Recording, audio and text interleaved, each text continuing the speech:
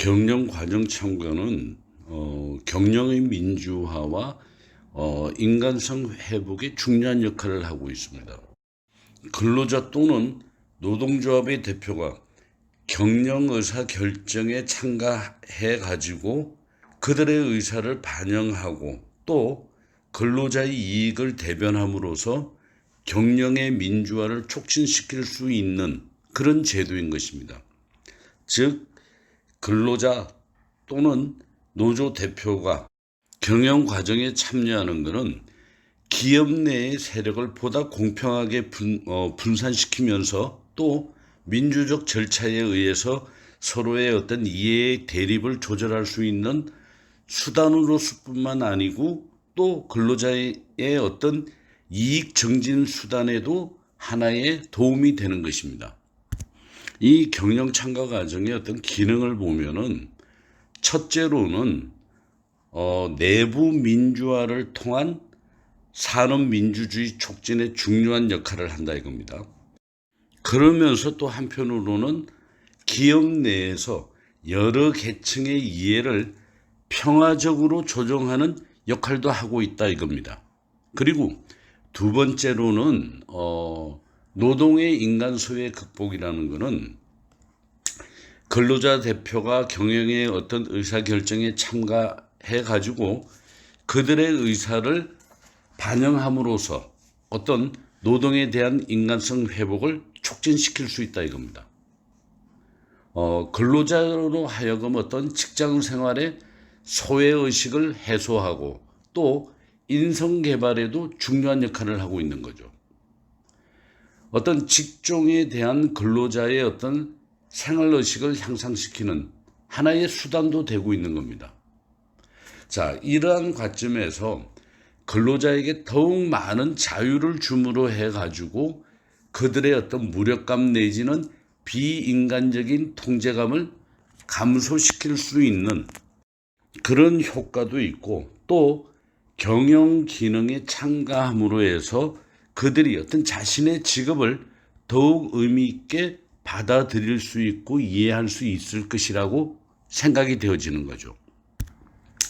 세 번째, 어떤 근로자의 성취 동기 유발이라는 것은 근로자나 어떤 노조의 대표가 어떤 경영의 어떤 의사결정에 참가함으로 해서 그들이 갖고 있는 새로운 생각, 어떤 착상, 이런 것들을 경영에 전달해 갖고 거기에 대해서 경영 개선과 효율성 제고에 기여할 수 있음으로 해 가지고 특히 이 하부 조직의 어떤 현장 근로자는 그들이 참가함으로 해서 어떤 조직의 계층적 서열과 전혀 상관없이 그들이 갖고 있는 새로운 아이디어와 현장 실정에 맞는 개선점을 제시함으로 해갖고 능률 향상에 많은 기여를 할 수 있을 것이고 또 그렇게 함으로 해서 또 자신들도 경영의 실정을 알게 됨으로 해서 경영층이나 경영에 대한 어떤 오해나 불신을 제거할 수 있을 거고 그리고 구성원의 어떤 자신들 스스로가 구성원의 일원이라는 것을 느끼면서 또 의사소통에도 여러 가지 큰 효과를 거둘 수 있을 것입니다. 네 번째, 경영의 어떤 효율성 증대는 근로자가 경영 과정에 참가함으로써 어떤 근로자 자신의 어떤 자아 실현의 어떤 성취 의욕을 증진시키고 또 사기 악량을 기할 수 있어 갖고 조직 활성화에도 어떤 중요한 역할을 할 수 있는 거죠. 이렇게 함으로 해가지고 경영 효율성 증대가 되고 근로자들이 성취 동기 유발을 일으키게 되면은 기업으로서는 인적 자원을 최대한 이용할 수 있는 그런 요인이 되는 거죠. 그 요인들을 한번 살펴보면은 먼저 근로자들이 유용한 아이디어를 많이 갖고 있는 거고 또 효과적으로 자신들의 어떤 하위층의 의사들을 고위층에 전달함으로 해서 어떤 정책 결정에 상당한 요인이 효과적인 요인을 볼 수가 있는 거죠. 그리고 또 근로자들이 보면은 그들이 참가한 결정에 대해서는 더욱 잘 받아들이고 잘 따른다는 그런 효과도 있는 겁니다. 그리고 근로자들한테 그들에게 영향을 미치는 결정에 참가하게 함으로 해갖고 더욱더 열심히 일할 수 있도록 만들 수도 있는 겁니다. 자, 그리고 근로자들이 의사결정 참가를 통해 가지고 정책의 의도를 잘 알게 된다면 더욱더 합리적으로 받아들이면서 더 열심히 일을 한다는, 그리고 근로자와 경영자 간의 어떤 서로 협력적인 자세를 촉진시킬 수 있는 거고, 그렇게 함으로 해서 서로 연대감이 커질 거고 산업 분쟁이 적어지고 감소될 거고, 그러므로 해서 능률의 향상은 더욱 올라간다고 봐야 되겠죠. 경영과정 참가를 구분하면은 근로자 또는 노동조합이 경영 결정권을 갖고 있느냐의 여부에 따라서 노사 공동결정제도와 노사협의제 둘로 구분할 수 있습니다. 먼저 그러니까 노사 공동결정제라는 것은 경영에 대한 어떤 모든 의사결정권이 노사 공동으로 이루어진다는 것입니다.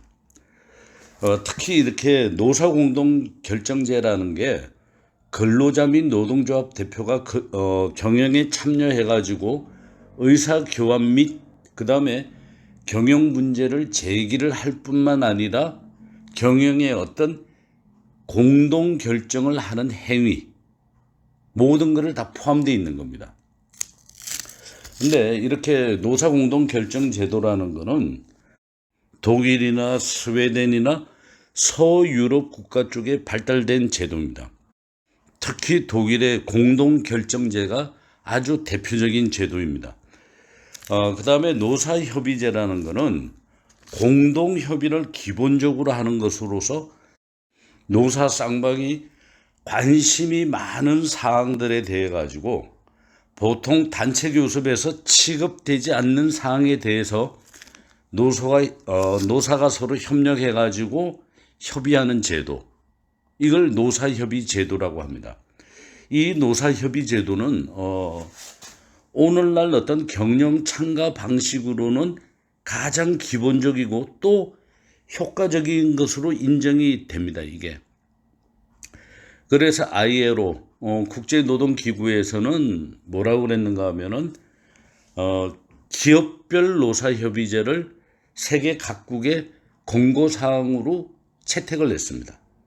그래서 오늘날 이 노사협의제도는 미국, 영국, 일본 세계 여러 나라에서도 실시하고 있습니다. 물론 우리나라에서도 노사협의제도는 실시하고 있는 거고요. 미국 같은 경우는 노사협의제도를 무슨 합동생산위원회 또는 종업원 대표제 이렇게 명칭으로 실시되고 있는 거고, 일본하고 우리나라 같은 경우는 그냥 노사협의회 이런 명칭으로 불리고 있습니다.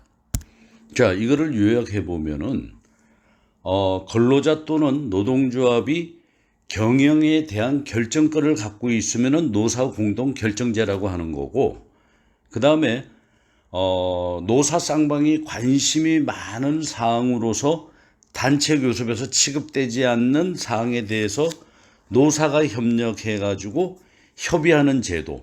그래서 노동자나 노동조합이 자신들의 의견을 많이 이렇게 반영시킬 수 있으나 모든 결정권은 사용자한테 있는 게 노사협의제입니다. 노사공동의사결정제도는 산업민주주의를 실현하기 위한 제도로서 기업 경영의 어떤 의사결정이 노사공동으로 이루어지는 경영 참가 방식을 얘기하는 겁니다. 즉 보면은 근로자 또는 노동조합의 대표가 경영에 참가해가지고 의사교환만 하는 게 아니고 어떤 문제도 제기하고 그 다음에 경영에 관해서 공동 결정을 하는 모든 경영 행위에 참가를 하는 이런 대표적인 모형입니다. 그리고 이거는 독일의 공동 의사결정 제도가 대표적인 게 되는 거고요. 공동체 원리를 기반으로 해가지고 공동의사 결정 방식은 어떻게 보면은 미국이나 영국의 단체 교섭 방식하고는 완전히 대조적인 게 됩니다. 우리가 단체 교섭에 보면은 노동조합이 경영자와 대립의 관계로서 서로가 협의하고 교섭하는 단계라 그랬는데, 이 공동의사결정제도는 보면은 노동조합을 어떤 경영과 대립된 힘으로 보지 않고 노조가 경영에 참가해가지고 의사결정도 하고 그 다음에 권리와 책임을 지는 경영 참가의 형태라는 어떤 특색이 있으면서 산업민주주의의 어떤 대표적인 모형이라고 얘기할 수 있습니다. 근데 이제 문제는 이 제도를 실현하는 데에는 많은 문제가 제기되고 있죠. 기존의 단체 교섭하고는 완전히 대조적인 게 되다 보니까. 그러다 보니까 독일 이외의 국가에서는 경영 참가 제도의 어떤 실험적인 형태로만 일부 유사하게 실시만 되고 있는 거고, 그러므로 이제 이번 장에서는 독일의 공동의사결정 제도를 중심으로 해가지고 공동의사결정 제도에 대해서 얘기하도록 하겠습니다. 먼저 이제 노사 공동의사결정 제도가 왜 독일에서만 시작됐고 자리를 잡았나, 그 배경에 대해서 우리가 한번 알아볼 필요가 있습니다. 독일이 보면은 일찍이 1881년에 경영 참가에 관한 어떤 법을 만들었습니다. 그래서 경영협의회 운동에 한 경험이 있습니다.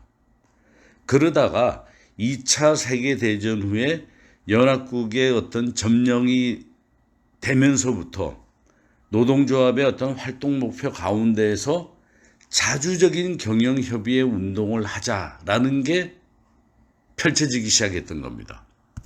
이 2차 세계대전이 끝나고 남과 동시에 독일은 지금까지 겪어보지 못한 무지무지하게 자존심이 상하는 일이 벌어진 거죠. 왜?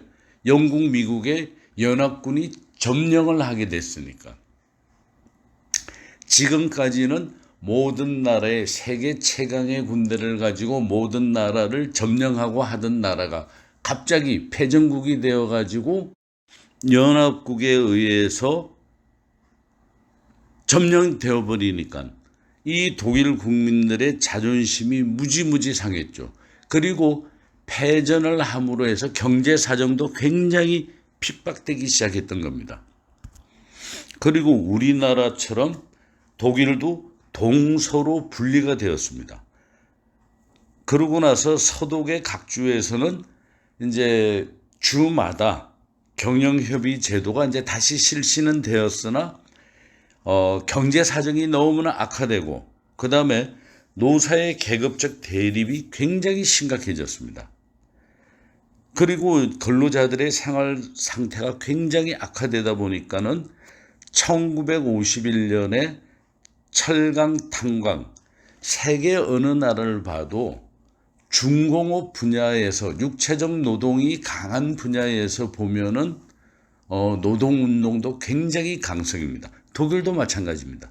그러다 보니까 철강, 탄광 등 주요 사업에서 대규모 파업이 발생했습니다. 그래서 경제가 더 혼란되고 사회가 더 불안하니까는 이걸 계기로 해가지고 1951년에 독일 노동총연맹, 그 당시 수상인 아데나워 정부, 그 다음에 기업의 경영자, 그 다음에 사용자 집단 사이에 어떤 대타협이 이루어졌습니다. 대타협한 결과 석탄 철강업 산업에 있어서 종업원 1000명 이상을 가진 기업에 있어서는 노사 공동 결정을 하는 감사 역할을 두고 노사 동수로 구성하도록 하는 이른바 공동결정법을 제정하게 되었던 것입니다. 이 공동결정법은 뒤에서도 이제 설명을 드리겠습니다만은 1976년에는 철강, 석탄 이외의 일반 산업에 있는 대기업, 종업원 2,000명 이상의 산업장에도 적용하도록 신공동결정법으로 개정이 되었습니다. 공동결정제도의 어떤 기본 원리를 보면은 영국, 미국식의 어떤 단체 교섭의 방식하고는 완전 대조적입니다. 노조를 경영과 대립된 힘으로 보지 않고 노조가 경영에 참가해 가지고 의사결정의 권리와 책임을 지는 경영 참가의 형태를 띈다 이거죠. 그러다 보니까 노동조합이 경영청과 함께 기업을 대표한다라는 사고를 갖고 있는 겁니다. 두 번째, 어떤 기업이 어려움이 닥쳐올 때 노동조합도 책임이 존재한다. 이 얘기는 어떤 경험적으로 보면은 어떤 좋지 못한 일이 기업에 닥쳐왔을 때 그것이 무엇이든 간에 여론에 의해서 노동조합도 그 책임을 면하지 못하더라 이겁니다. 그래서 그럼 좋다. 우리도 노동조합도 책임이 존재한다라고 인정을 하는 겁니다. 세 번째, 경영 정책을 결정하는데 노동조합 대표의 참가가 필요하다. 이 얘기는 뭔가 하면은 이 노동조합이 책임을 진다 이거죠. 근데 이 책임을 벗어나기 위해서는 오히려 경영 문제의 핵심에 대해서 충분히 알고 있어야 한다라는 얘기입니다. 그러기 위해서는 기업의 경영 활동 및 경제적 상황에 대해서 잘 알고 있어야 된다라는 것을 전제 조건으로 해가지고 노조가 필요로 하는 모든 정보가 기업 정책을 결정하는 경영층 그리고 근로자 내지 노동조합 대표가 참가함으로써 획득할 수 있다라는 전제 조건 하에서 경영 정책을 결정하는 데 참가한다 이런 얘기입니다. 그 다음 노동조합과 사용자 간은 대립 투쟁 관계가 아니라 하나의 가족 관계 같은 공동체 관계라고 인식을 한다라는 겁니다. 이 얘기는 노동조합이 경영층의 대항 세력으로 존재하기보다는 경영층의 일부로서 공동활동의 영역을 지니므로 그래서 독일 노사관계를 친권적 노사관계라고들 얘기합니다. 앞에서도 그건 설명을 드렸습니다만은 자, 이거는 미국식의 경쟁적 노사관계나 프랑스식의 계급투쟁적 노사관계의 입장에서 볼 때는 독일의 노사관계는 가족의 관계처럼 유지되고 있다라고 보고 있는 거죠. 그러다 보니까는 이거는 가족 관계와 같은 공동체, 그 다음에 친권적 노사관계라고 불리는 게 그래서 그런 겁니다. 독일의 공동결정제도는 크게 4가지 기구를 중심으로 운영되고 있습니다. 그러니까 먼저 감사역회, 그 다음에 경영협의회, 경제위원회, 경영총회. 이 중에서 어떤 근로자의 경영 참가에 의한 어떤 산업민주화의 어떤 핵심적인 기구는 감사역회하고 경영협의회 2가지입니다. 감사역회는 어떤 경영의 어떤 전략적 의사결정, 즉 최고 의사결정을 하는 기구고, 그 다음에 경영협의회는 관리적, 업무적 의사결정에만 각각 참여하는 하위의 어떤 의사결정을 하는 그런 기구입니다. 감사역회는 공동의사결정의 가장 핵심적인 기능을 담당하는 어떤 보면은 기업의 전략적 경영의사결정에 참가하는 기구입니다. 그리고 경영협의회는 감사역회 이외의 어떤 경영 참가의 역할을 담당하는 기구가 되는 거죠. 그러니까 기업의 보통 관리적, 업무적 의사결정에 근로자 대표가 참여하는 어떤 노사협력 기구입니다. 그리고 경제위원회는 종업원이 100명 이상 되는 기업에서는 경영협의회와는 별도로 어떤 경제위원회를 설치하도록 되어 있습니다. 이 경제위원회에서 하는 일은 어떻게 보면은 매월 1회씩 만나가지고 기업의 어떤 경제적인 사항, 제조 공정, 작업 공정, 생산 계획, 뭐 이러한 것들을 종업원들한테 알려주는 그런 역할을 하고 있는 거고요. 경영총회는 위에 세 가지의 어떤 기구 외에 근로자들이 전체 모이는 것을 경영총회라고 합니다. 이 경영총회가 하는 일은 경영협의회에서 매 4분기마다 활동보고서를 제출하고 경영총회는 이를 받아들이는 그런 모임을 얘기하는 겁니다. 여기서 다시 한번 강조할 것은 공동 결정을 할 수 있는 기구는 감사역회와 경영협의회 두 가지다. 감사역회는 최고 의사결정을 하는 거고 경영협의회는 하위 관리적 업무적 하위 의사결정을 하는 기구이다. 이렇게 보시면 되고요. 나머지에 대해서는 뒷페이지에서 자세히 설명을 드리도록 하겠습니다. 감사역회는 독일의 어떤 공동의사 결정이 가장 핵심적인 기능을 담당하는 기구가 바로 이 감사역회입니다. 어떤 독일의 기업 조직이 보면은 영국, 미국의 기업 조직하고는 틀리게 감사역회라는 최고 의사결정기구가 경영을 담당하는 그런 구조입니다. 그러니까 보통의 미국이나 영국이나 우리나라 같은 경우에는 이사회가 있어가지고 이사회에서 모든 경영활동에 대한 어떤 결정을 하는 기구라면은 독일의 조직을 보면은 이사회 위에 감사역회가 있습니다. 이 감사역회의 어떤 구성은 보면은 노사 양측에서 동등한 비율로 이루어지는 거고 기업의 어떤 중대한 투자와 주요한 기업 활동에 대해서 감사역회의 동의 없이는 이루어질 수 없는 그런 막강한 권한을 갖고 있습니다. 그렇기 때문에 공동의사 결정에 대한 근로자의 경영 참가란 말이 여기에서 나오게 된 것입니다. 이 감사역회의 유형을 보면은 1976년에 개정된 신공동결정법에 의하면은 감사역회는 노사 동수로 구성되지만 그 구성원의 수는 그 기업의 종업원의 수에 따라서 틀리도록 해놨습니다. 그러니까 뭐 2만 명 이상의 10,000명 이상 이런 규모가 큰 대기업에서는 뭐 예를 들어 가지고 6대 6이라든지 8대 8이라든지 2만 명 이상 대기업에서는 노사 측이 10대 10으로 이렇게 구성하도록 인원수까지도 정해져 있습니다.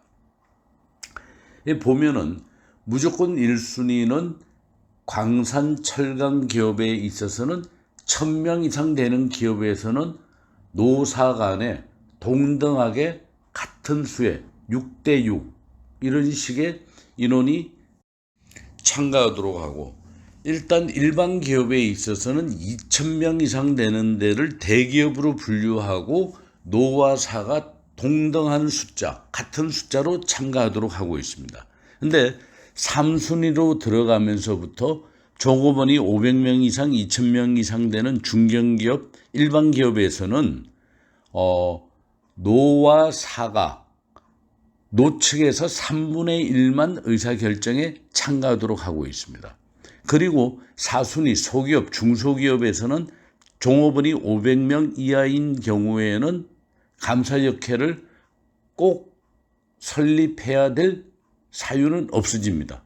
그러다 보니까 중기업, 종업원이 2,000명 이하인 기업에서는 어떤 주주 측의 권한을 인정해갖고 근로자 대표의 어떤 참가 비율을 3분의 1로 규정하고 그 다음에 500명 이하인 경우에는 감사역회를 구성할 필요가 없어지는 거죠.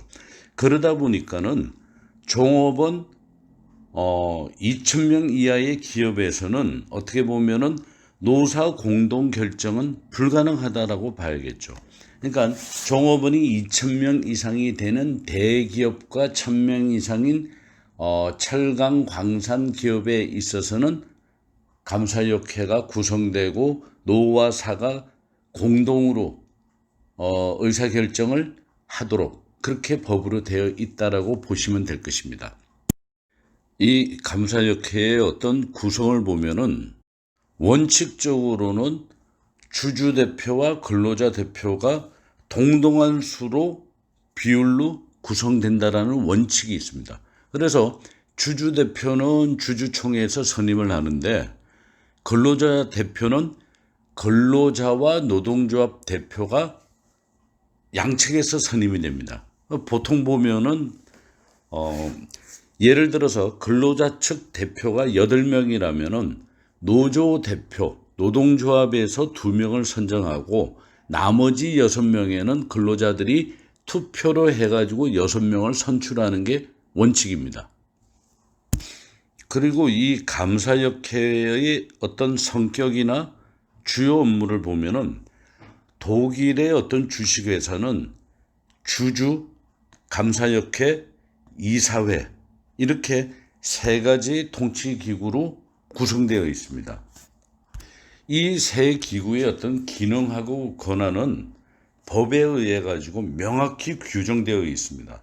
어떤 경영의 실무를 담당하는 이사회, 이 이사회는 기업의 어떤 일상 운영에 책임을 지는 거고, 그 다음에 감사역회의 감사를 받아야 되며, 그 다음에 감사역회에 대해 가지고 경영 상태와 사업 계획, 그 다음에 활동에 대한 정보를 제공해야 된다라고 명시되어 있습니다.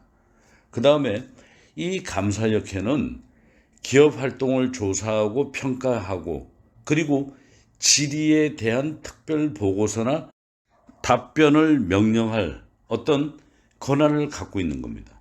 이 감사역회는 보통 일상적인 업무는 담당하지 않습니다. 기업의 어떤 중대한 투자와 같은 주요한 기업 활동에 대해서만 감사역회의 동의 없이 이루어질 수는 없도록 되어 있는 겁니다. 만약에 감사역회가 승인을 보류한 기업 활동인 경우에는 이사회가 이거를 추진하려면은 주주총회에서 주주의 4분의 3 이상의 찬성을 획득해야만 수행할 수 있는 거고, 그 다음에 이사는 동시에 감사역을 맡을 수가 없게 그렇게 법으로 규정되어 있는 겁니다. 이 감사역회의 어떤 주요 업무를 보면은 첫째가 이사 중역의 선임을 하는 역할을 하고 있는 겁니다.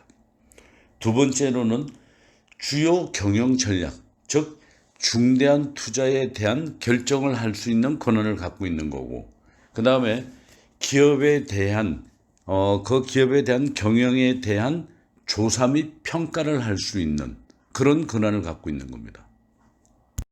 경영협의회는 기업의 관리적 업무적 의사결정에 근로자 대표가 참여하는 노사협력기구로서 종업원 5명 이상인 모든 기업체에는 경영조직법에 의해 가지고 구성되도록 규정되어 있는 겁니다. 이 위원회 임기는 4년이면서 위원회 수는 경영 규모에 따라서 다들 틀리게 되어 있습니다. 예를 들어서 종업원이 20명 미만인 기업에 있어서는 경영협의회 위원을 1명만 둘 수 있도록 하는 거고, 50인 이상 150인 이하는 5명, 그 다음에 1000명 이상 2000명까지는 15명의 경영협의회 위원을 둘 수 있는 거고, 종업원이 9000명 이상 되는 기업은 33명의 경영협의회 위원을 둘 수 있도록 이 법으로 규정되어 있습니다.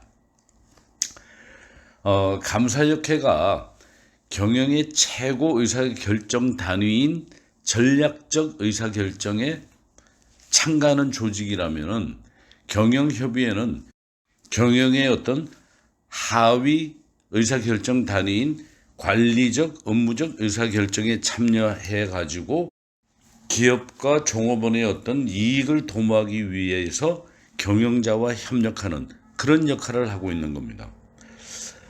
경영협의회는 노사 어떤 쌍방이 모여가지고 공동으로 구성되지 않고 전적으로 종업원들의 어떤 선출에 의해서 구성이 됩니다. 그러다 보니까 어떤 노동조합의 하위 기관이나 주주의 어떤 권익을 대표하는 그런 기관도 아니고 오로지 종업원 단체의 어떤 대표 기관인 동시에 노사의 어떤 공동 경영을 위한 그런 기관인 것입니다. 다시 얘기하면은 노사 공동으로 구성되는 통상의 어떤 노사협의회하고는 틀리다 이겁니다. 근로자 측으로만 구성되고 또한 노동조합하고는 별개로 순수한 종업원의 어떤 대표기관이다. 이렇게 알아두시면 될 것 같습니다. 이 경영협의회의 어떤 권한이라는 것은 여러 가지입니다. 공동결정권도 있고 자문권도 있고 제안권도 있고 감독권, 고충처리권 이렇게 구분됩니다. 근데 이 중에서 가장 중요한 것은 어떤 종업원의 복지 향상과 더불어 갖고 생산성 향상을 위해 가지고 제안도 하고 동의도 하고 거부, 이의 제기 등을 하면서 공동결정권을 수행하고 있는 겁니다. 즉 종업원의 어떤 고용 및 사회복지를 중심으로 해가지고 경영, 인사, 사회 문제 이런 모든 문제를 포괄적으로 경영청에 제안하고 협의하고 또 공동으로 결정하기도 하는 겁니다. 주로 보면은 공동 결정권을 갖고 있는 거는 뭐 예를 들어서 임금 지불 방법, 상여금 비율, 할증, 승가급제 이런 거는 공동으로 결정을 합니다. 그 다음에 자문권을 갖는 거는 예를 들어서 공장 부지 결정이나 뭐 공장 환경, 그 다음에 교육 문제 이런 거에 대해서는 경영청한테 어떤 자문 역할도 하는 거고, 그 다음에 경영의 개선과 노동관계에 대해서는 어떤 제안도 하면서 경영의 효율성을 높일 수 있는 방안도 제안을 하는 거죠. 그 다음에 감독권을 갖고 있는 거는 뭔가 하면은 근로기준법에 의한 노동조건의 위반이나 그 다음에 사용자의 종업원에 대한 공정한 평가 등을 감시할 권한이 있는 거죠. 그 다음에 이제 마지막으로 뭔가 하면은 고충처리권이 있습니다. 우리가 이제 뒷장에서 배울 노사협의회에서 고충처리에 대해서 배울 건데 독일에서는 이 경영협의회에서도 고충처리권도 같이 취급을 하고 있는 거죠. 각각의 종업원들의 고충을 경영협의회가 심사해가지고 그것을 사용자에게 제출함으로 해가지고 해결해주는 그런 기능도 갖고 있는 겁니다. 경제위원회는 상시 종업원이 100명 이상인 사업장에는 경영협의회, 그러니까 5명 이상인 사업장은 무조건 경영협의회를 구성하도록 되어 있지만 100명 이상인 기업에 있어서는 경영협의회와는 별도로 3명에서 7명 정도의 종업원으로만 구성된 경제위원회를 설치하도록 규정되어 있는 겁니다.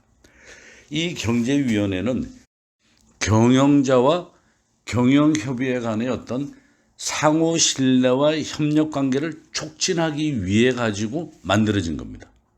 매월 1회 이상의 회합을 갖고 기업의 어떤 경제적인 사항에 대해서 기업주하고 협의를 하는 거죠. 그리고 이러한 것들을 경영협의회에 정보를 제공하는 겁니다. 근데 이렇게 정보를 제공해야 될 사항에는 보면은 경제위원회가 경영협의회에다가 정보 제공하는 내용들은 보면은 기업의 경제적, 재정적 상황, 그 다음에 생산 판매 상황, 그 다음에 생산이나 투자 계획, 뭐 이러한 제조 방법, 작업 방식 이런 것들을 경제위원회에서 사업자랑 협의를 해가지고 경제협의회한테 알려주도록, 이게 보면은 어떻게 보면은 경영자와 경영협의회 사이의 어떤 협력 관계를 더 촉진시키기 위한 하나의 기구로서 만들어진 겁니다. 그리고 마지막으로는 종업원들이 전체적으로 모이는 경영총회가 있습니다. 근데 이 경영총회의 경영협의회는 매 4분기마다, 그러니까 3개월마다 한 번씩 활동 보고서를 제출해야 되는 거고, 경영총회에서는 이를 받아들이고 승인하는 그런 하나의 종업원 전체 총회라고 보시면 됩니다. 자, 정리를 하면은 독일의 경영 참가를 제도화하기 위해서 4가지 기구가 있다 그랬습니다. 이 네 가지 기구 중에서 공동 결정 제도를 할 수 있는 기구는 어디까지나 감사역회와 경영협의회, 이 2가지라는 것을 여러분들이 알아두시면 될 것 같습니다. 노사협의 제도는 경영자와 근로자가 대등한 입장에서 노사 쌍방의 어떤 이해관계가 대립되고 있는 생산, 경영 등의 문제에 대해서 서로 의견을 나누면서 상호 간에 어떤 이해를 깊게 하고 또 경영자 측에 협조하는 그런 제도를 얘기하는 겁니다. 우리나라는 1997년 3월 13일 날 근로자 참여 및 협력 정진에 관한 법률 제3조 1항에 보면은 노사협의라 함은 근로자와 사용자가 참여와 협력을 통하여 근로자의 복지 정진과 기업의 어떤 건전한 발전을 도모함을 목적으로 구성하는 협의 기구라고 규정을 하고 있습니다. 그러므로 우리나라에서도 노사협의제를 근로자 참여 및 협력 정진으로 규정을 한다 이겁니다. 일단 산업사회의 발전은 그 주역인 사용자와 근로자 사이에 노사관계라는 특수한 사회적 관계를 형성시켰고, 이러한 노사관계는 필연적으로 노동 문제를 야기시키고 내포하고 있는 거죠. 그런데 국가 경제의 질서와 사회 안정을 저해하는 극단적인 노사 갈등의 상황이 계속적으로 지속된다면 그 나라, 그 국가가 정상적인 산업화의 발전과 지속적인 국가 경제의 발전은 안 되겠죠. 침해받을 수밖에 없겠죠. 이러한 인식을 전제로 해가지고 노사관계가 대립적인 관계에서 산업평화적 관계로 발전 지향하려는데 그 본질이 있는 겁니다. 이 노사관계가 먼저 시작된 선진국에서는 이 노사협의제가 근로자들이 기업 경영에 참여하는 의사결정의 어떤 발언권을 가지는 하나의 경영 참가의 한 방식으로 인식을 하고 있습니다. 그런데 맨 처음에는 단체 교섭이 아닌 단순한 정보를 교환하고 통지하고 설명하는 데 불과했습니다. 그런데 점차로 이게 노사협의제 자체가 자문이나 공동협의, 나아가서는 어떤 공동결정으로까지도 진전하고 있으며 이 노사 간의 대대적인 협력관계를 목표로 하는 그 이상형의 어떤 경영 참가 제도가 유지되고 있습니다. 이 노사협의제를 통한 어떤 경영 참가가 요즘 오늘날에는 이 단체 교섭 제도가 확고하게 정착되어 있는 세계 여러 나라에서도 이 노사협의 제도가 여러 가지 형태로 성장 발전되어 오고 있는데 그 이유가 뭔가 하면은 이 급속하게 변하는 현대 사회에서 어떤 사회적, 경제적, 기술적 환경이 노사가 공동으로 대처하지 않으면 풀어나가지 못할 여러 가지 문제들이 대두가 되더라 이거죠. 그러다 보니까 이 전통적 노사관계의 주역이 뭡니까? 이 단체 교섭 제도가 가지고 있는 한계 내지 문제점이 드러나면서부터 이를 보완하기 위해서 노사합의제가 필요하게 되어졌다 이겁니다. 이 노사협의제의 어떤 의의를 보면은 ILO의 정의에 따르면 기업체의 양 당사자인 경영자와 근로자가 대등한 입장에 서서 단체 교섭에서 취급되지 않았거나 또는 근로 조건의 결정을 위한 다른 제도에서 보통 취급되지 않는 사항으로서 노사 쌍방의 이해관계를 같이 하는 사항에 대해서 협의함으로써 서로의 이해를 두껍게 하고 상호협력하는 기능을 갖는 제도, 이렇게 정의를 하고 있습니다. 결국에는 이 노사협의제 자체가 근로자와 사용자가 참여와 협력을 통해 가지고 노사 공동의 어떤 복지 정진과 기업의 영속적인 발전이라는 노사의 공동 목표와 공통 이해 사항을 중심으로 해서 협의하는 사용자의 경영권과 근로자의 노동권을 조화시켜 가지고 노사 관계를 근대화하고 기업 경영의 어떤 합리화를 통한 생산성 향상을 목적으로 하는 제도, 그리고 어떤 조직적인 대화의 한 방법으로서 어떤 경영 참가제의 일종이고 또 산업민주주의를 실현하는 어떤 노사관계 기법의 하나라고도 여겨집니다. 그런데 이 노사협의제는 나라마다 그리고 또 각 나라의 어떤 경제 발전 단계에 따라서 상당한 차이를 보입니다. 그러다 보니까 그에 대한 어떤 통일적인 정의를 내리기는 좀 곤란합니다. 나라마다 전부 다 차등이 있고 차별화가 되니까요. 근데 일반적인 의미에서는 노사협의제란 그 자체가 근로자가 경영조직상의 지휘명령 계통을 넘어서서 기업의 어떤 경영상의 의사결정에 발언권을 가지는 경영 참가의 한 방법이라고 여겨지는 거죠. 널리 기업 경영에 대한 근로자의 참가, 이렇게 정의가 되고 있습니다. 이 노사협의제가 이 초기에는 보면은 단순한 어떤 정보 교환적인 통지, 설명, 그냥 의사 교환의 어떤 단계에서 시작해 갖고 자문이나 공동 협의로 나갔다가 이제는 공동 결정되는, 어쨌든 그 참여의 정도가 점점 심화되는 경향을 지금 보여오고 있는 거죠. 그러니까 협의하는 안건도 초기에는 고용, 인사, 노무 관리 이런 게 주축이 됐죠. 그게 중심이었으나 점차 확대되어 가지고 최근에 와서는 기업의 투자라든지 자금 계획, 생산 기술 계획 같은 어떤 경영 전략적인 결정에 대한 것까지도 사항이 굉장히 범위가 넓어지는, 그러고 있는 추세입니다. 노사협의제의 어떤 세계 각국의 유형을 보면은 각국의 어떤 역사와 전통 그리고 산업 구조와 경제 성장의 어떤 단계에 따라서 시행되는 어떤 제도의 모습이 다르고 또 근로자가 구체적으로 기업 경영에 참가할 수 있는 정도와 범위도 굉장히 많은 차이가 있습니다.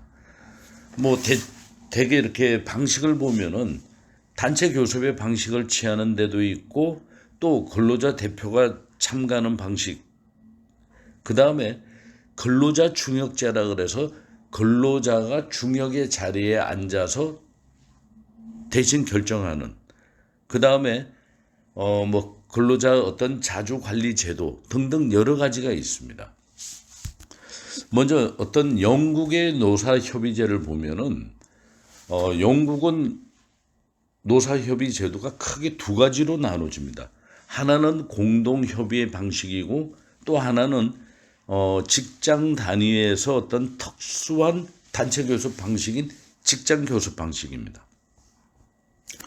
일단 공동협의 방식은 노사 간의 공동협의를 통해 가지고 기업 내에서 노사 간의 어떤 인간적 동질성을 공감하게 하고 또 근로자의 고충과 불만을 해소하는 그런 통로를 마련해 주고 단체 교섭으로는 적합하지 못한 분야에서 근로자의 어떤 경영 참가를 가능케 함으로 해가지고 노사 발전과 노사 간의 어떤 안정을 이룩하는 데 기여하는 그런 방식을 택하는 게 하나의 또 방법이고, 다른 하나의 어떤 직장 교섭이라는 것은 현재 영국 내에서 기업의 의사결정에 근로자가 참가할 수 있는 방법 중에서 가장 많이 지배적인 수단이 되고 있는 방법입니다.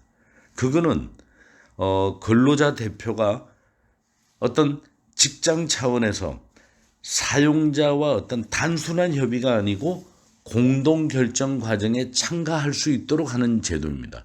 독일의 의사결정 제도하고 비슷한 유형인 거죠. 그러니까 직장 교섭에 있어서는 근로자 대표, 즉 직장위원이 어떤 종업원 선거에 의해서 선출되고 그 대표가 돼 가지고는 사용자와 함께 어떤 기업 경영에 관한 공동 결정 과정에 참가하는 그런 제도를 얘기하는 겁니다. 프랑스형 노사협의제는 첫 번째로 종업원 대표제 방식이 있는데, 이는 공장이나 사업장, 행정관청, 국영기업 상시 10인 이상의 종업원을 사용하는 사업장에는 강제적으로 설치되도록 규정이 되어 있습니다.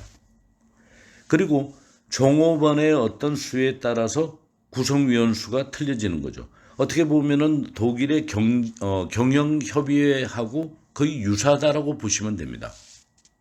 이 프랑스의 종업원 대표위원은 어떤 개인적 또는 어떤 집단적인 불만을 전달하고 종업원의 의견 및 제안 같은 것들을 그 다음에 생산 증대와 기업 내 조직 전반에 대한 문제에 관해 가지고 제안하는 그런 권한을 갖고 있습니다. 다른 하나는 기업위원회 방식인데 이것은 어떤 사회적인 사항에 관해서 결정권은 갖고 있습니다. 하지만 기술적인 사항이나 경제적인 사항에 대해서는 단지 사용자와 협의만 할 수 있는 어떤 사회적 사항의 어떤 중요 내용, 주로 보면은 복리후생 이런 쪽이죠. 복리후생의 운영이나 단체 협약이나 법령에 의해서 정해진 어떤 근로 조건의 타당성 검토 및 어떤 구체적인 적용 이런 거에만 결정권을 갖고 있는 거죠. 그 외의 것들은 서로 협의만 할 수 있는 협의권만 있다 이겁니다. 또 독일의 노사협의제는 경영 참가적 노사협의제도입니다. 그러니까 직장노동위원회 방식을 통해 가지고 기업 경영 레벨에 대한 어떤 참가하고 최고 경영위원회 방식을 통해서 기업 정책 결정 레벨에 참가하는 어떤 이원적 형태로 이루어지고 있는 게 특색이 있습니다. 최고경영위원회 방식이라는 것은 노사 공동 참여로 해가지고 기업 차원의 어떤 전략적인 의사결정을 하는 기업의 최고 경영 조직인데 비해 가지고 직장노동위원회 방식은 종업원 대표만으로 구성이 됩니다. 그래가지고 기업의 관리적이고 업무적인 의사결정에 참여해가지고 어떤 종업원의 이익을 도모하기 위해서 경영자와 협력하는 그런 역할을 하고 있는 겁니다. 일본은 특이하게도 노사협의제에 대해 가지고 노동법이 아무런 규정은 두고 있지 않습니다. 그러니까 대체로 노사협의 제도의 어떤 설치 여부는 노동조합과 사용자 사이에 단체 협약에 의해 가지고 마련되고 있는 그런 실정인 겁니다. 그러다 보니까 일본에 있어서 노사협의는 어떤 노동조합의 활동인 단체 교섭하고 엄격하게 구별하기는 굉장히 어렵습니다. 왜냐하면 단체 교섭에 의해 가지고 노사협의제가 두느냐 마느냐가 결정이 되기 때문에, 그러다 보니까 일본에 있어서는 노사협의 기간은 각 사업장에 따라 가지고 여러 가지 이름으로 불려주고 있습니다. 예를 들어서 뭐 경영협의회, 노사협의회, 노사간담회, 생산협의회 뭐 이런 식으로 여러 가지로 분리가 되고 있고 형태도 약간 틀리게 됩니다. 굳이 일본의 노사협의제를 구분을 한다면 어떤 경영 참가적 성질을 가진 단체 교섭하고는 약간 틀린 어떤 경영 조직 내지는 생산 방식 등에 관한 사항들을 협의하는 제도. 그 다음은 두 번째로는 단체 교섭의 예비 내지는 전 단계적인 기능을 가진 그런 어떤 제도라고 보시면 될 것입니다. 일본에 있어서 노사협의 제도라는 것은 노와 사가 갖고 있는 생각 자체가 어떤 생산성을 향상해 가지고 그 성과를 근로자에게 공정하게 분배한다. 그런데 어떤 의미를 두고 있다고 보시면 될 것 같습니다. 우리나라의 어떤 노사협의의 변천사를 보면은 1963년에 개정노동법에 의해 가지고 처음으로 노사협의제가 시작은 되었습니다.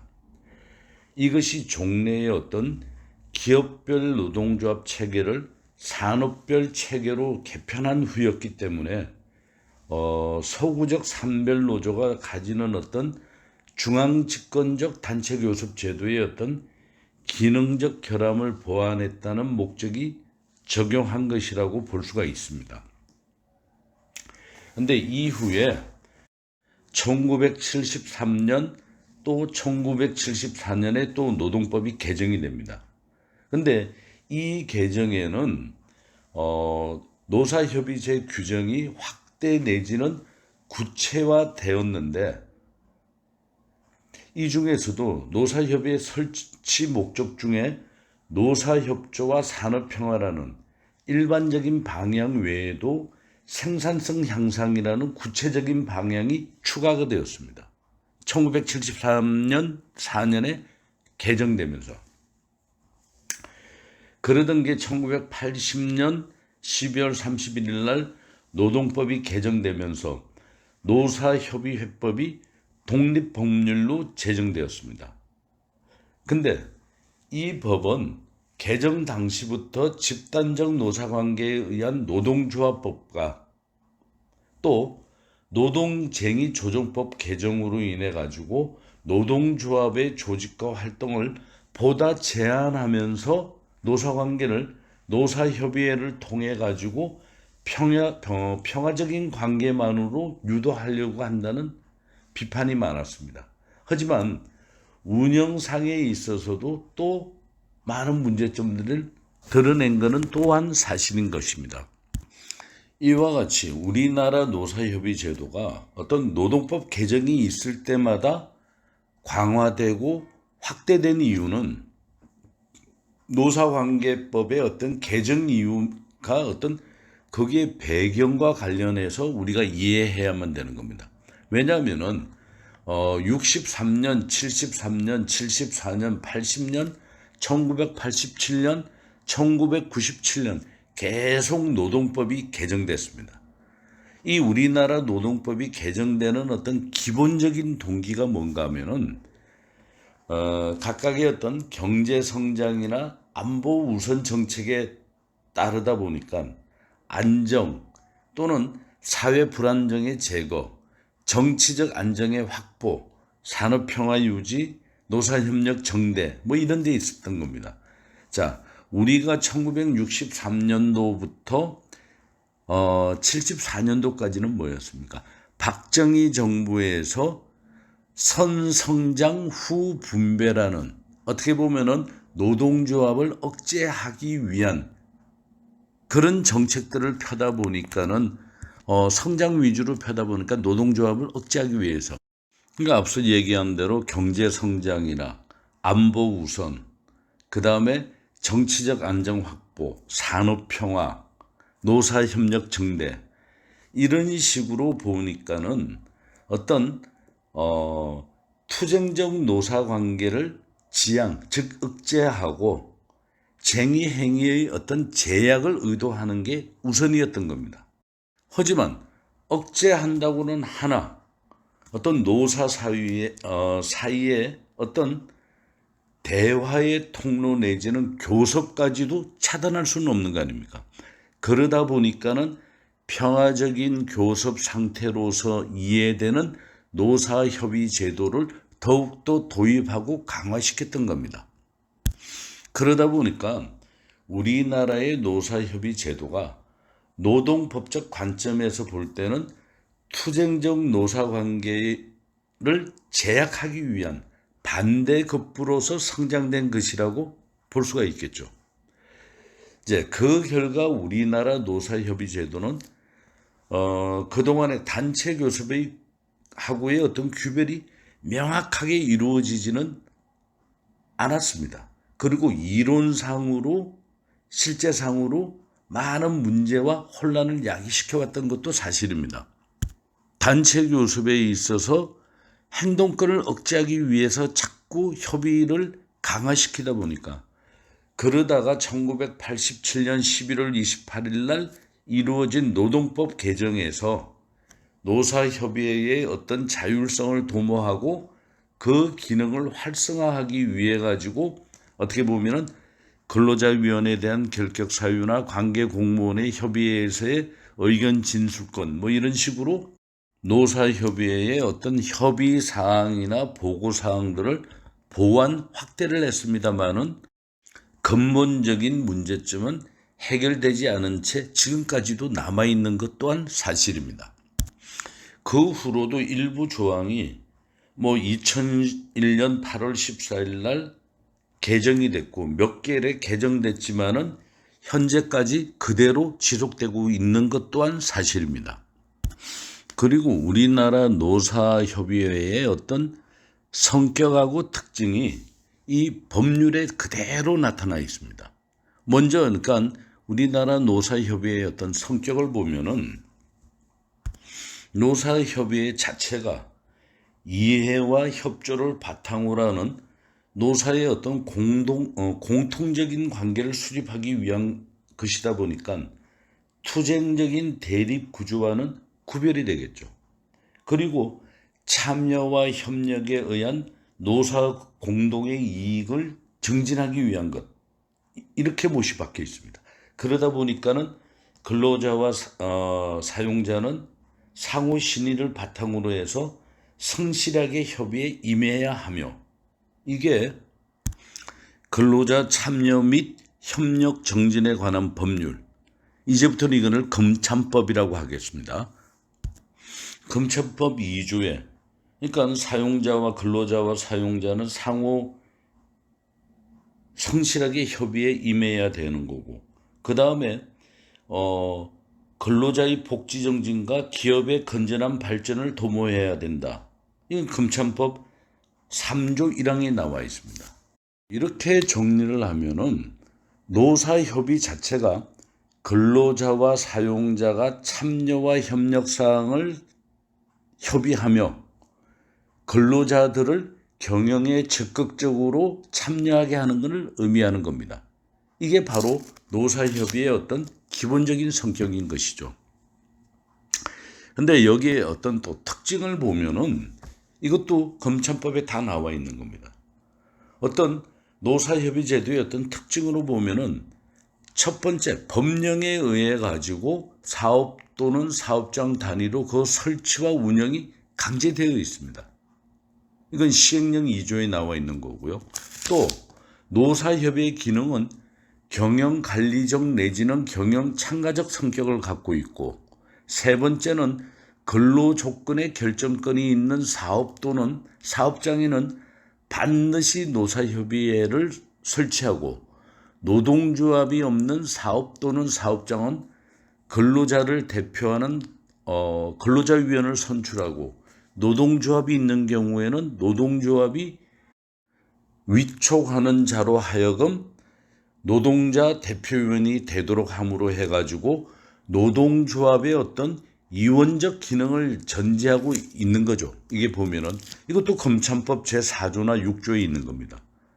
그러다 보니까 또 노사협의 조직과 운영에 관해서는 행정지도와 감독을 할 수 있다.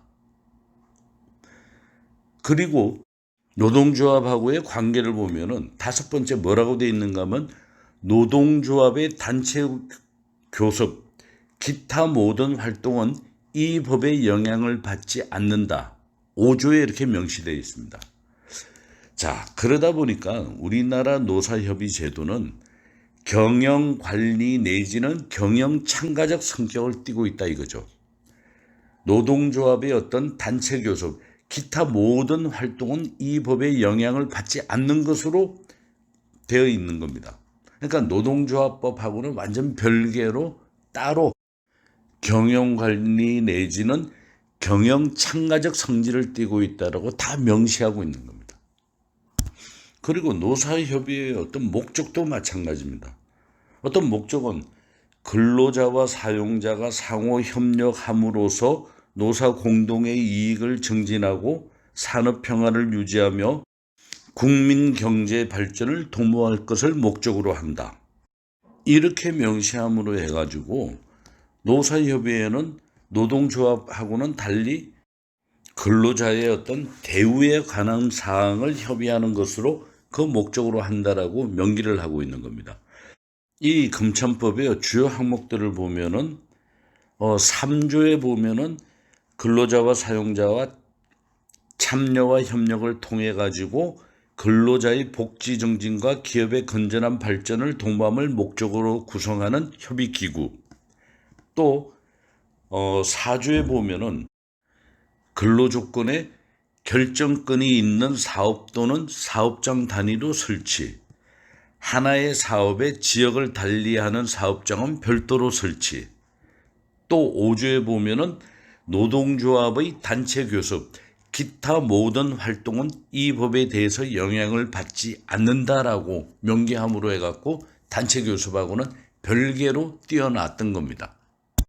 노사협의회의 어떤 설치에 관해서는 그동안 어떤 협의회의 어떤 형식적으로 운영되고 또 그 협의회의 어떤 구성의 불공정성 그리고 노사 쌍방이 어떤 미성숙 등으로 인해 가지고 실질적인 효과를 충분히 거두지는 못했습니다. 1980년에 독립법이 제정이 되고 이어서 1997년에 신법 형식으로 추가적인 또 개정이 이루어졌습니다.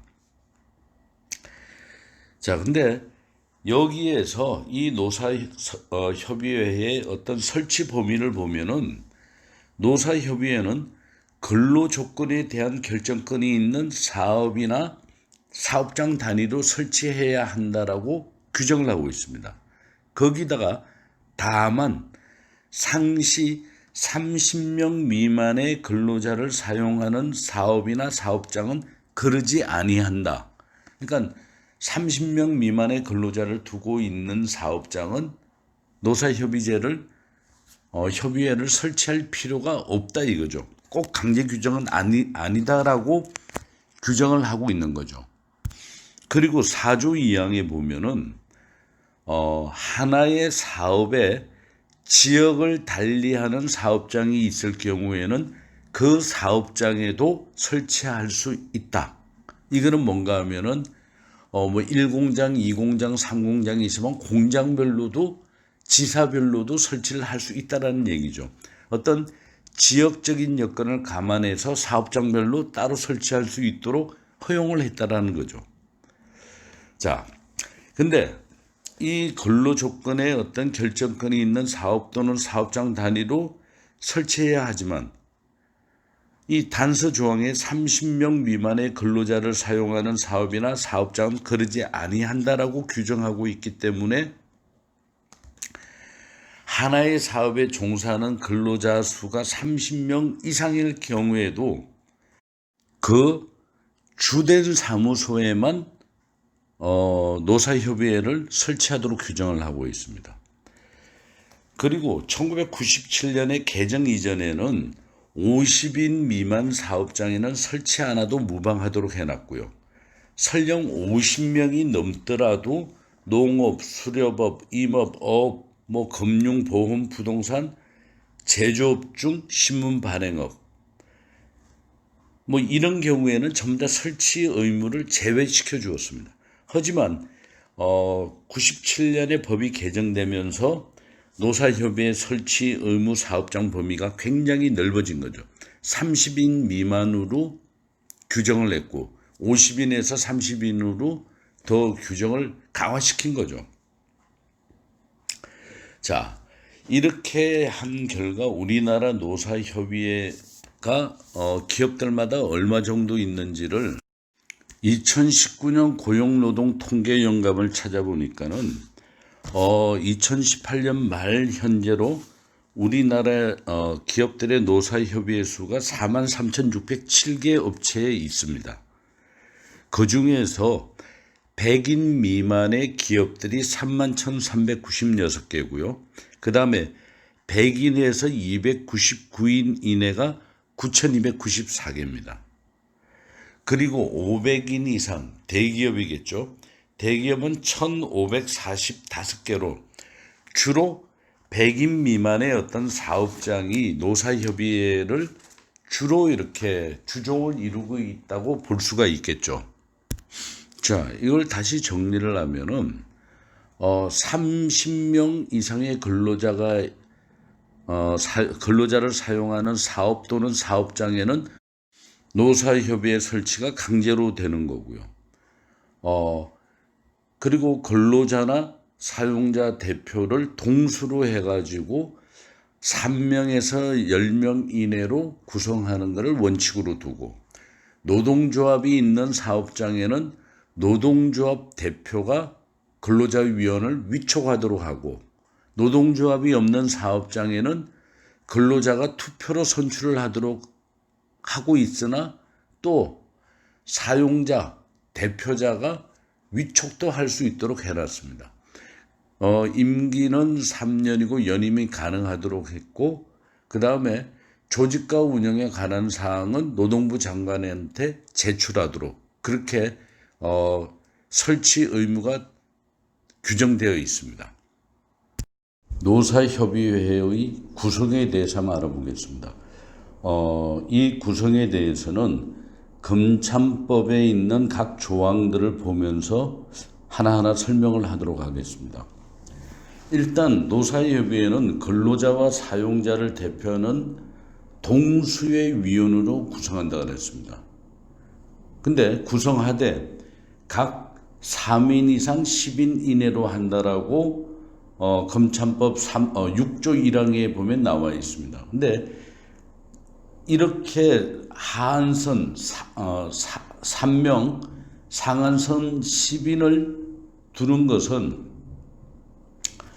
어떤 위원들 복수제의 원칙에 따라 가지고 원활하고 어떤 민주적인 운영을 하기 위해서 일단 3인 이상을 최소한으로 하였던 것 같고, 또 위원 수가 지나치게 많으면 의견 분열과 여러 가지 악영향을 초래할 우려가 많기 때문에 아마 상한선을 10인으로 정해놓은 것으로 생각이 듭니다. 그리고 동법 6조 2항을 보면은 근로자를 대표하는 위원, 가로하고 근로자위원으로 한다라고 되어 있습니다. 근로자위원은 근로자가 선출하되 근로자의 과반수로 조직된 노동조합이 있는 경우에는 노동조합의 대표자와 그 노동조합이 위촉한 자로 한다. 6조 2항에 보면 이렇게 나와 있습니다. 이걸 노동조합의 대표자를 당연직 근로자위원으로 한 것은 어떻게 보면은 조합원이나 비조합원을 모두 포함하는 근로자 전체의 어떤 대표성은 약화시키겠죠. 왜냐하면 비조합원이 더 많을 수도 있으니까. 하지만 노사협의 제도의 어떤 목적을 실질적으로 달성을 하려고 한다면은 노동조합의 협력 없이는 어렵겠죠. 그러다 보니까는 노동조합의 역할을 존중해 줄 필요가 있다는 지지에서 아마도 노동조합 대표자를 당연직으로 임명을 하는 그런 순서를 둔 것 같습니다. 여기에서 보면 노동조합의 위촉이라고 하는 것은 노동조합 총회 또는 대의원 회의에서 결의에 의해서 위촉을 하는 것을 얘기하는 겁니다. 근데 이와 같이 노동조합이 있는 경우에 근로자위원 선출에 관해 가지고 특별히 규정을 두는 것은 노동조합에 속해 있는 근로자와 비조합원인 근로자 사이의 위원 선출에 따른 어떤 분쟁이 생길 우려가 크기 때문에 그걸 방지하기 위해서 이런 조항을 만드는 것 같고, 또 근로자위원회 결혼이 생길 경우에는 30일 이내에 보궐위원을 위촉해야 한다, 이런 조항도 있습니다. 그리고 이 노동조합이 조직되어 있지 않거나 노동조합 조직원이 전체 근로자의 과반수 이상을 차지 못하는 사업장에서는 근로자위원들은 근로자의 직접 비밀 무기명 투표에 의해서 선출한다라고 단서 조항이 있습니다.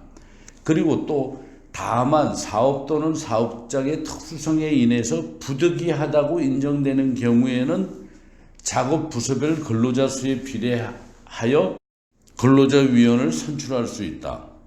그리고 근로자위원으로 입후보하고자 하는 자는 당의 사업 또는 사업장의 근로자이어야 하며 당의 사업장의 추천을 받아야 한다, 이런 조항들이 있습니다.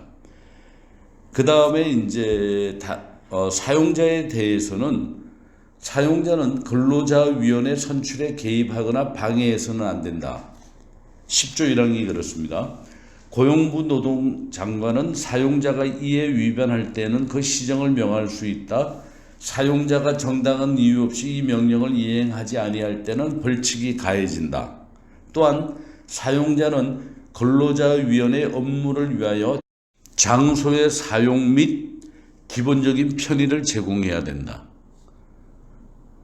자, 이런 식으로 세세히 모든 시행령에 대해서는 다 구성에 대해 가지고는 각 조항들이 다 있습니다.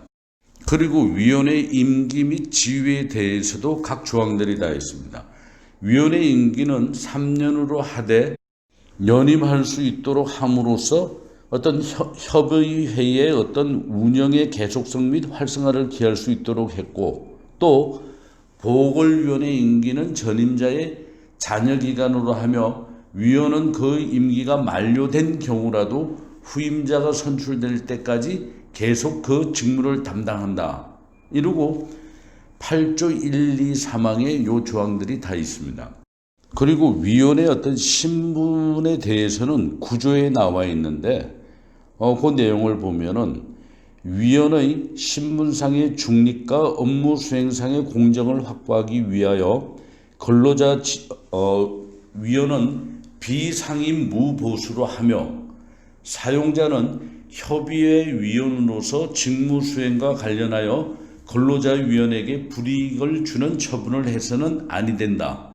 이렇게 규정함으로 해가지고 근로임금뿐만 아니라 기타 여러 모든 근로조건상에서의 어떤 객관적으로 형평성을 잃는 처분을 받지 않도록 해주는 거죠.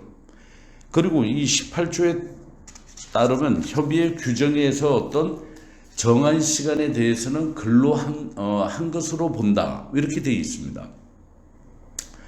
그리고 소정의 임금을 지불할 수 있음으로 해가지고 위원으로서의 업무 수행에 최선을 다하게끔 규정을 해 놓은 것입니다. 자, 그렇다면은 우리가 노사협의회의 어떤 구성과 위원 선출 이런 걸 알아봤다면은 실제로 우리나라에서 이 근로자위원 선출을 어떻게 하는지 한번 데이터를 찾아봤습니다.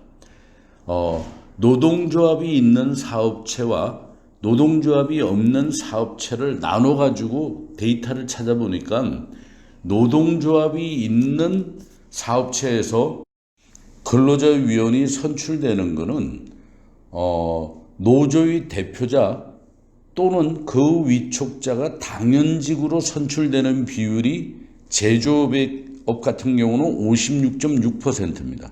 그리고 비제조업 같은 경우는 38.1%로 제조업에서, 그리고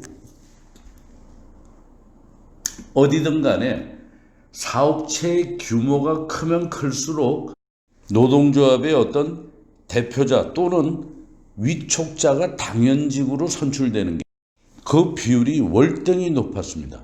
근데 이런 결과를 놓고 본다면은 노사협의회가 노동조합이 있는 사업장에서는 노사협의회도 노동조합에 의해서 운영된다라고 판단이 되는 겁니다.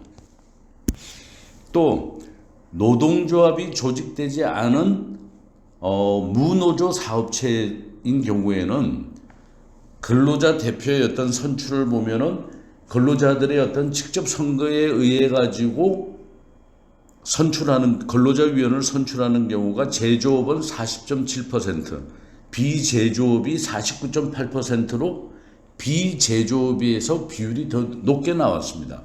근데 여기에서 노동조합이 없는 사업장에서 근로자위원을 선출하는 데 있어서 이 특징이 있습니다. 노동조합이 있는 사업장에 비해 가지고 노동조합이 없는 사업장에서는 근로자위원을 선출하는 데 있어서 회사가 지명하거나 추천한 사람을 근로자들이 선거로 승인하는 비율이 굉장히 높다는 겁니다. 제조업에서는 29.7%, 비제조업에서는 19.4%로 굉장히 높습니다.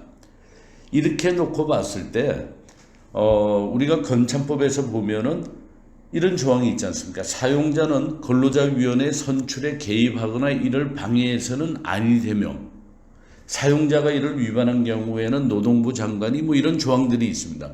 사용자가 근로자위원회 선출에 개입하거나 방해해서는 안 된다 그랬지만은 실질적으로는 노동조합이 없는 사업체에서는 사용자들이 직접 또는 간접적으로 근로자위원회 어떤 선출에 개입하는 사례가 아주 많다고 봐야겠죠. 이런 결과를 놓고 본다면은 근로자들의 어떤 독자적인 이익 대변 기구로서의 어떤 노사협의회의 기능이 아직까지는 상당히 한계가 있다라는 것을 보여주는 거라고 할 수 있겠죠.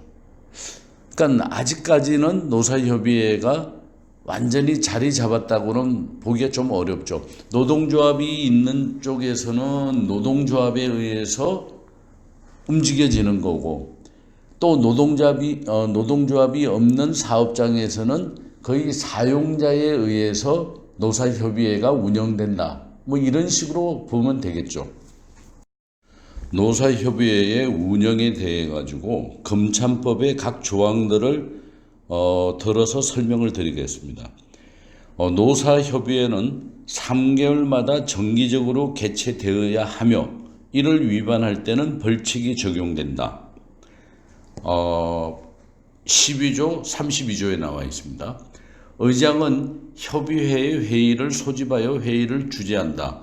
그리고 의장은 노사 일방의 대표자가 회의의 목적 사항을 문서로 명시하여 회의의 소집을 요구한 때에 이에 응해야 하며 회의 개최 7일 전에 회의 일시, 장소, 의제 등을 각 위원에게 통보해야 한다. 13조 협의회는 회의의 개최 일시 및 장소, 출석위원, 협의 내용 및 합의사항, 기타 토의사항을 기록한 회의록을 작성 비치해야 한다.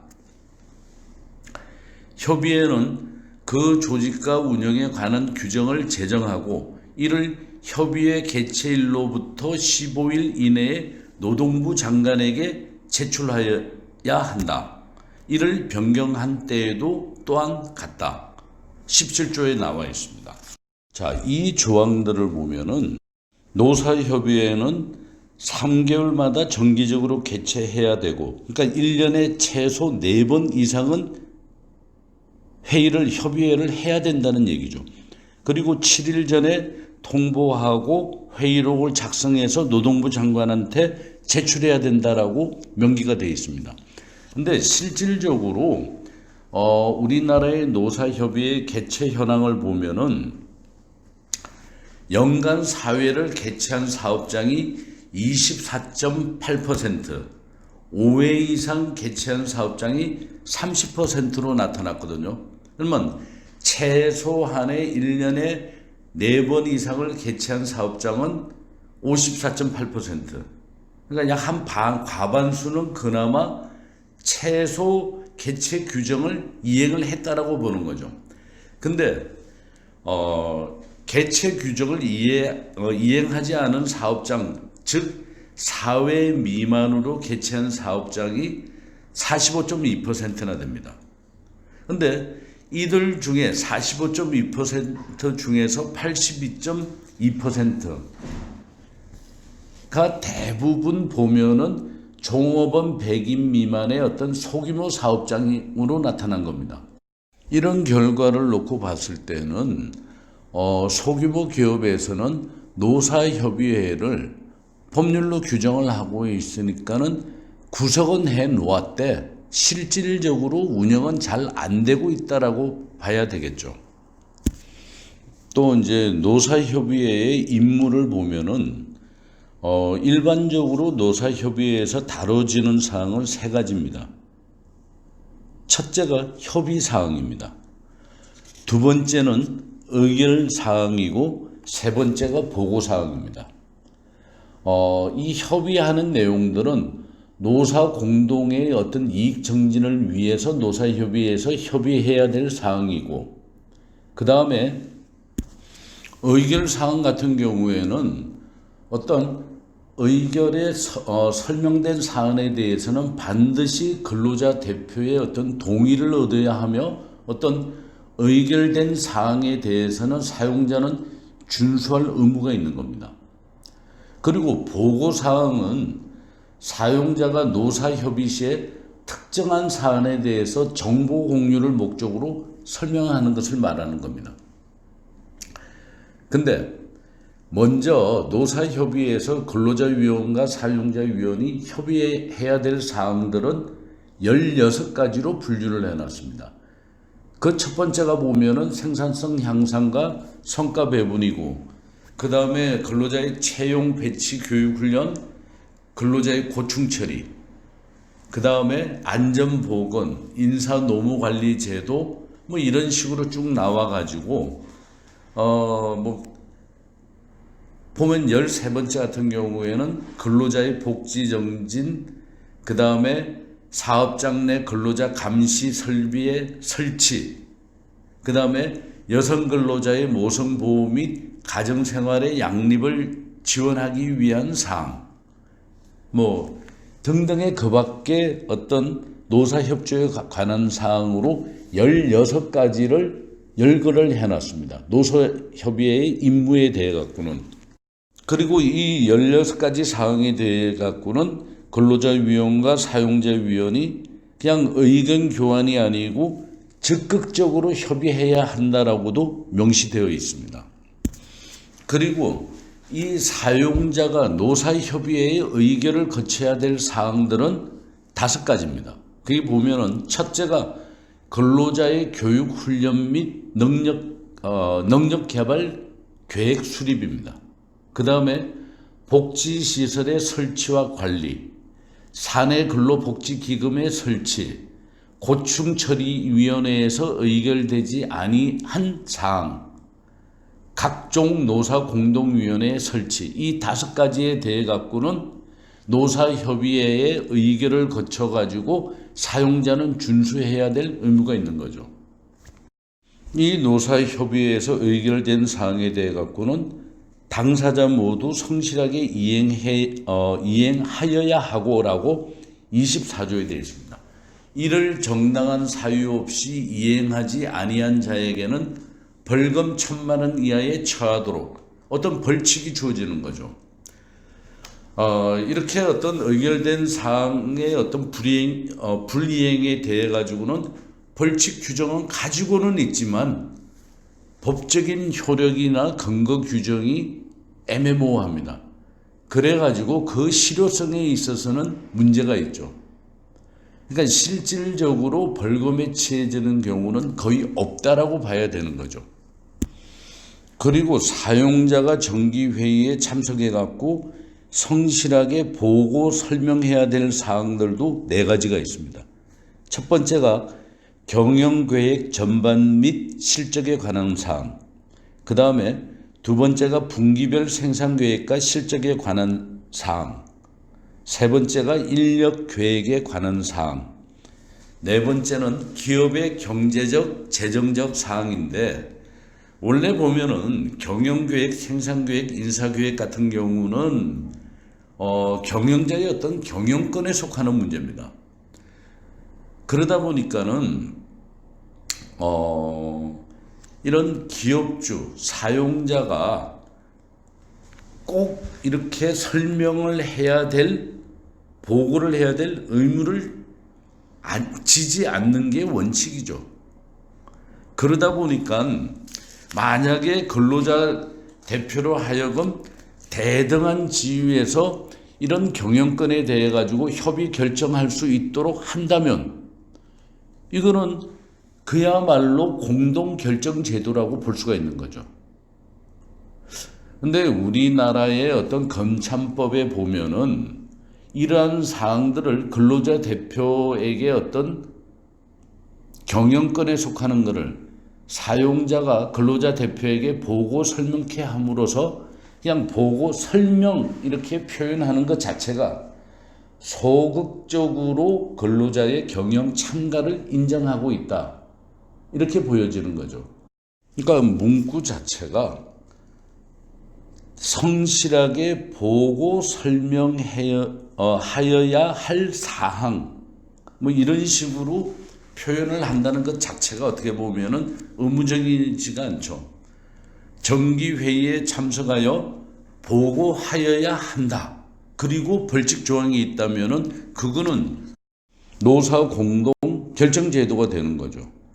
그러니까 우리나라는 노사협의회를 통해 가지고 약간 소극적인 근로자의 경영 참가를 열어줬다.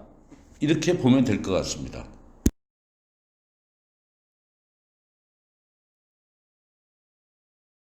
우리나라 노사협의제를 보면은 1963년에 처음으로 노동법이 개정되면서 노사협의제가 생겨났고 73년, 74년에 개정되고 그러다가 1997년 3월 13일 날 국회에서 근로자 참여 및 협력 정진에 관한 법률로 개정이 됐습니다. 노사협의회법이 만들어졌고 그 다음에 2001년 8월 14일 날 일부 조항이 개정되면서부터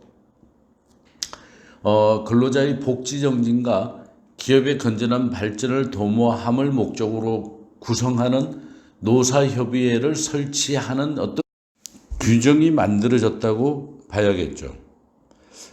근데 과거에도 우리나라 대다수의 기업체가 노사협의회를 설치는 했지만 실제로 그 활동은 굉장히 미약했습니다. 이들 노사협의회가 당초의 목적대로 노사가 상호협조해가지고 근로자의 어떤 복지 정진하고 기업의 어떤 건전한 발전을 도모해가지고 노사 공동의 이익을 증진하는 방향으로 운영되고 있는가 하는 것에 대해서는 많은 문제점들이 있습니다.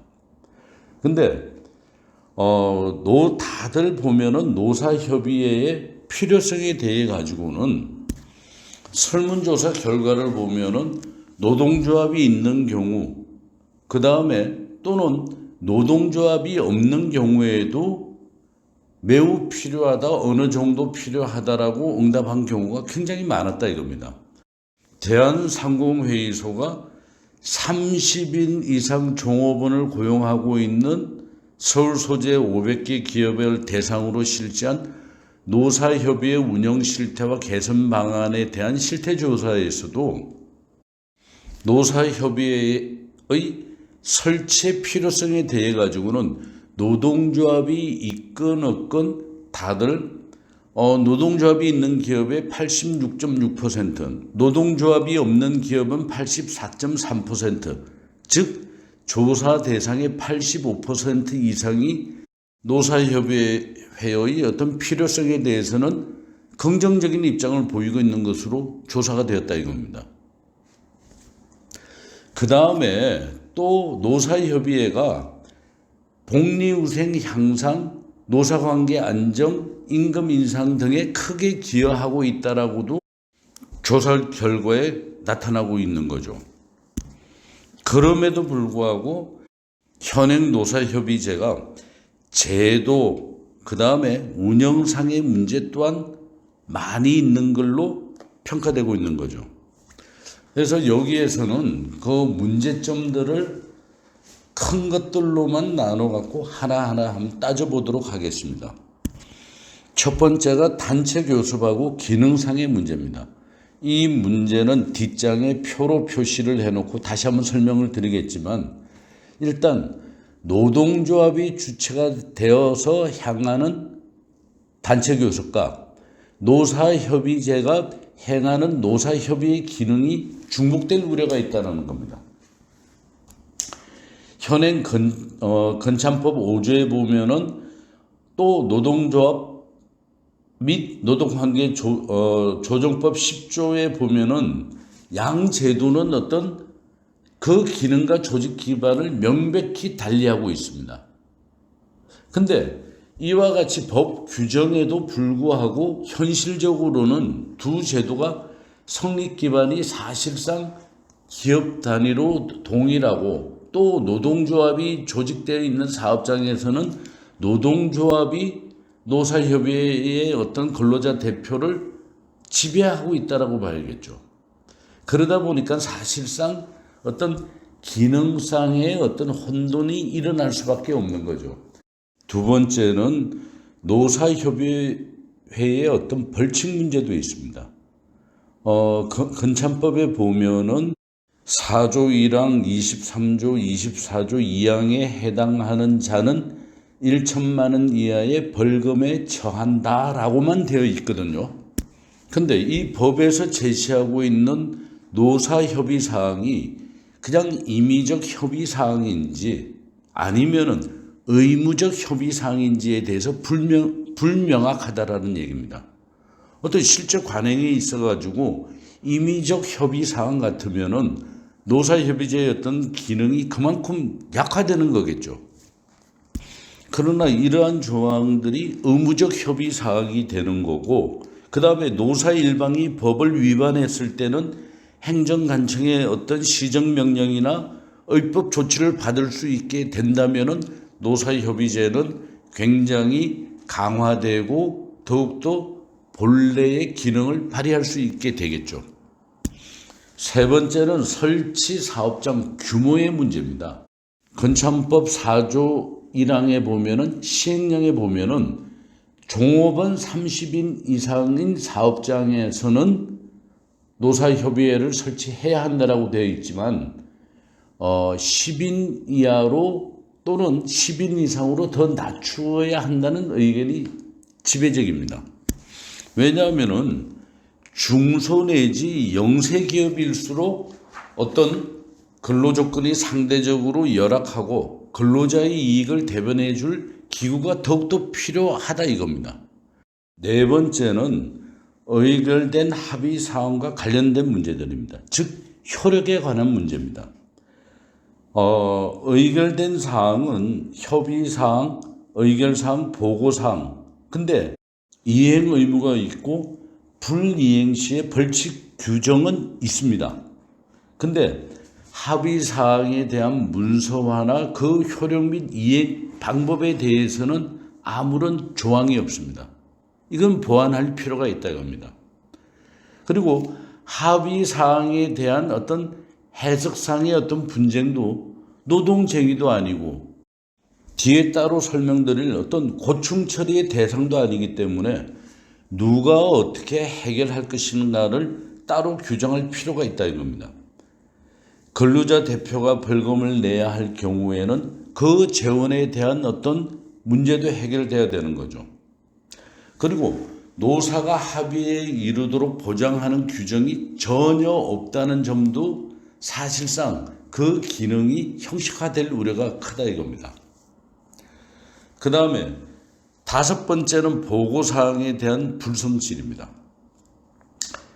물론 경영권이라고 하지만은 기업의 경영 실태를 근로자에게 알리는 것이 근로자의 어떤 이해와 참여를 높일 수 있고 또 소속감을 주어서 생산성을 제고할 수 있음에도 불구하고 이 사업주들은 경영권이다. 그리고 사업 계획을 누설하게 되면은 우리의 기밀이 밖으로 나갈 우려가 있다. 이러면서 경영 공개를 기피한다 이겁니다.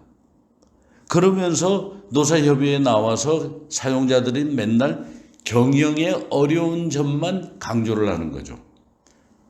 그러다 보니까 노사협의회에서 경영 상태 보고가 지극히 형식적으로 이루어지고 있는 거죠. 그리고 6번째는 협력과 분배의 조화가 미약하다 이겁니다. 이 본질적으로 보면은 노사협의 제도 자체가 어떤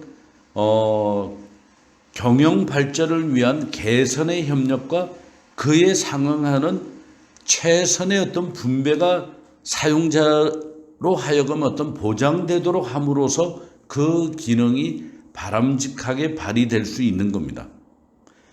그럼에도 불구하고 현행 노사협의회법을 보면은 분배에 대해 가지고는 특별한 규정이 없습니다. 그것뿐만 아니고 기업 일반의 관행에 있어서도 협력과 분배의 문제가 충분히 명시되어 있지도 않습니다. 그 다음은 노사협의회의 어떤 형식적인 운영입니다. 이 노사협의회가 활성화되지 않은 이유는 이 설문조사에서 보면은 노사 양측의 형식적인 운영이 가장 높았습니다.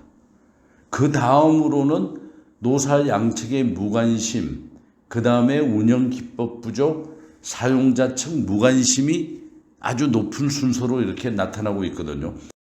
이 결과를 보면은 노동조합이 있고 없고에 따라서는 약간 틀리게 나타납니다. 보면은 노동조합이 있는 경우는 근로자 측은 사용자 측의 무승의와 형식적 운영을 들고 있고 사용자 측은 형식적인 운영과 노사 양측의 무관심을 나타내고 있습니다.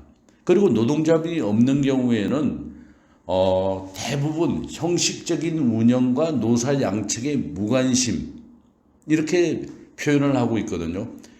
근데 다만 운영 기법의 부족에 대해서는 모두가 다 언급을 하고 있습니다. 이렇게 놓고 봤을 때 형식적으로 노사협의제를 운영하고 있을 뿐만 아니라 양측이 다 노사협의회 자체에 대해서는 관심을 두고 있지 않다 이겁니다. 전부 다 무관심이다. 이런 문제가 제일 큰 문제로 부각이 되고 있습니다. 전 페이지에서 노사협의제의 문제점을 얘기할 때 첫 번째로 단체 교섭과의 기능상의 문제를 들었습니다만은 여기에서 노사협의회와 단체 교섭을 한번 비교를 해봤습니다. 근데 현행 노사협의제는 생산성 향상과 성과 배분, 노사 공동의 이익 증진과 산업평화 도모를 위함이다라고 규정하고 있기 때문에 단체 교섭과는 분명히 근로조건의 유지 개선이라는 단체 교섭하고는 분명히 구분이 됩니다. 또한 건참법 5조에 보면은 노동조합하고의 관계에 있어서도 노동조합의 단체 교섭 그 밖의 모든 활동은 이 법에 의하여 영향을 받지 아니한다라고 규정도 하고 있습니다. 그러나 실제에 있어서는 협의회 범위에 보면은 단체 협약의 내용이 포함되어 있습니다. 그러다 보니까 노사협의회의 어떤 기능이 단체 교섭을 위한 비공식 창구에 머무르고 있는 게 지금 현실인 겁니다. 자, 이 표를 보면서 단체 교섭과 포함되는 부분과 전혀 틀린 부분을 한번 우리가 나눠서 한번 보도록 하죠. 일단 배경에 있어서는 노동조합은 일단 쟁의행위를 배경으로 한 헌법상 기본권으로 보장을 합니다. 근데 노사협의회는 노동조합 설립 여부와는 전혀 관계가 없습니다. 그 다음에 쟁의 행위도 할 수가 없도록 되어 있습니다. 자, 그리고 협의 대상을 보면은 단체 교섭은 임금, 근로시간, 기타 근로 조건에 관한 사항입니다. 그러니까 사용자와 근로자의 근로 조건이 대부분인 반면 노사협의회라는 것은 기업의 경영이나 생산성 향상, 공동의 이익을 도모하기 위한 협의, 이게 틀린 거고 합의 여부에서 많은 차이가 있습니다. 일단 단체 교섭은 반드시 합의를 하고 협약서를 작성해야 하지만 노사협의회는 합의는 불필요합니다. 합의를 할 필요도 없고 그 다음에 단체 교섭인 경우에는 미합의가 됐을 때는 단체 행동 등의 어떤 쟁의 행위를 할 수 있지만 노사협의회는 반드시 합의는 할 필요가 없는 거죠. 서로 의사만 교환할 수도 있는 거고 그리고 미합의 시에도 단체 행동은 불가합니다. 요게 단체 교섭과 노사협의회의 아주 차이점인 거죠. 뭐 법적 근거는 헌법이고 법률이고 큰 차이는 없습니다. 자, 그러면 여기서 다시 한번 정리하자면은 자, 이렇게 표를 보다 보면은 단체 교섭과 노사협의회는 유사점이 많습니다. 그 대신에 완전 차별되는 거는 대상 사항이고 합의 여부. 이 합의 여부는 단체 교섭은 반드시 합의가 필요로 하고 미합의 시에는 단체 행동 등의 쟁의 행위를 할 수 있게끔 되어 있는 거고 노사협의회는 합의는 불필요하고 미합의 시에도 단체 행동은 불가하다. 이것만 알아두시면 될 것 같습니다. 이 고충처리 제도